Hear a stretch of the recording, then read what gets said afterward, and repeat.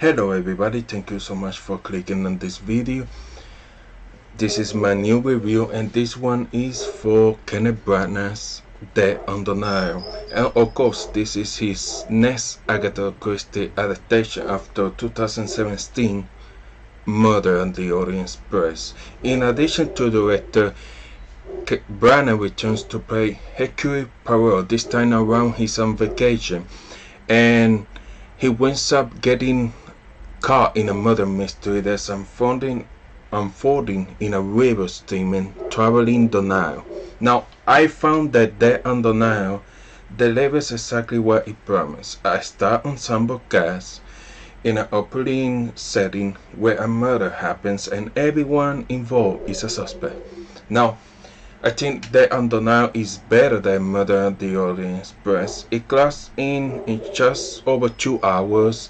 I did feel the length a little bit, but I did really appreciate the time that Branagh took to let the viewers soak in the atmosphere and really get to know the main players involved, because the information, I feel that the movie stumbles a little bit in the beginning where we introduced to the characters and get to know them, but that's totally necessary because the information and the details make the mystery far more engaging. When things get more intense, that's another thing that it really impressed me with the film Murder on the Orient Express. I very much enjoy watching Hercule Poirot solve the crime, but I didn't feel that I was playing along with the mystery. Now, in this one, however, I really felt different about it, and I suspect that really had to do a lot with the understanding that I have of everyone's potential motivations and what they fit in the group, and just to know enough about their personalities and their personal priorities. And then you also have the factor that we got a really impressive ensemble here, and that which is very successful. This ensemble really takes what's in the page and brings even more life into it when in bringing that to the screen. Now, some of the cast standouts are Emma Mackey.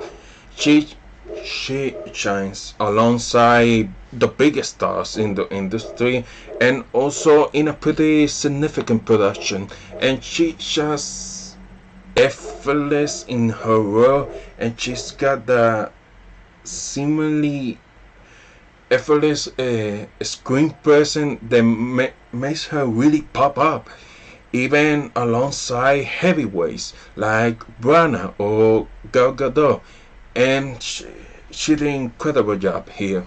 Now, I also couldn't believe that was Russell Brand playing a very grounded and low-key doctor. In this, he's close to unrecognizable in the role, and he did really impress me a lot. And also how he managed to accomplish quite a bit with a character like that.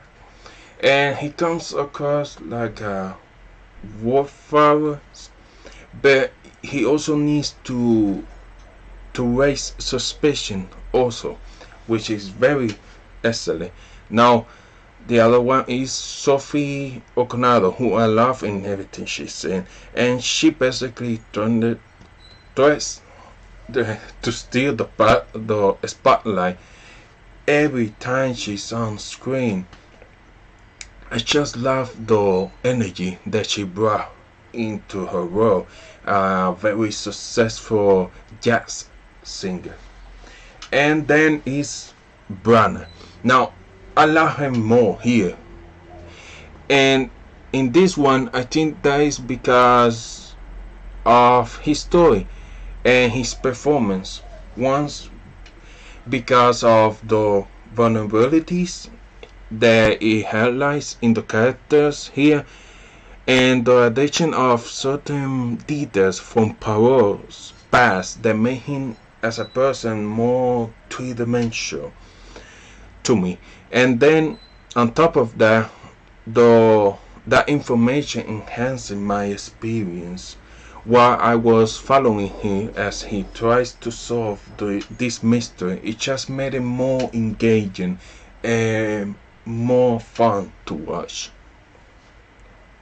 And what I really like this cast a lot, because what made this movie work is the ensemble, and everyone has like something to lose.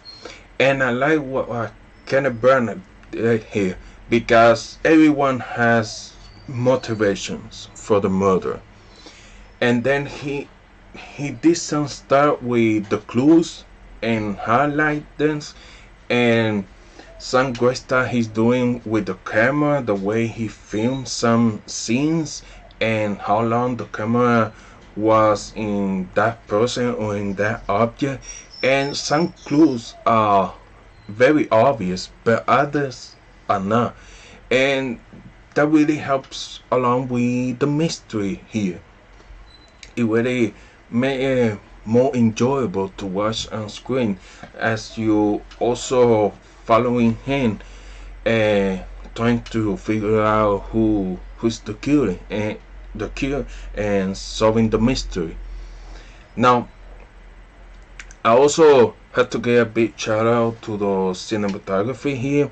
I think the movie is visually beautiful, even in some scenes that either is CGI or shot in real locations. I mean, Egypt here, it looks stunning to look at, and I can see that some of it was shot on green screen and that, but I mean, they really did something interesting here, because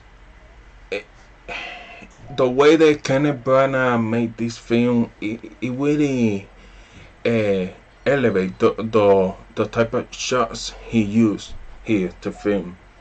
Now, I think this one is far more improvement of the first one. I think he really did take notes of what didn't work in the first movie, and I like the first one. But I think this one, of the two movies, I think between Murder and the Orient Express and the on the Nile, this one is the more superior film, the better one. Now, in terms of a sequel, now Kenneth Branagh clearly cares so deeply about Hercule Poirot as a character, and I'll be far more happy to see him in another film. But I think though there are possibilities here, and I think I really like this type of films, and bringing a star ensemble with different mystery and different locations. You can do a lot with that. So I'm really hoping for another one here, and I really did enjoy this movie a lot. So that's my review for Dead on the Nile. So let me know in the comments below, what do you think of the movie, if you watched the movie already, and share this video with your friends, and consider subscribe to the channel, and thank you so much for watching. Bye bye.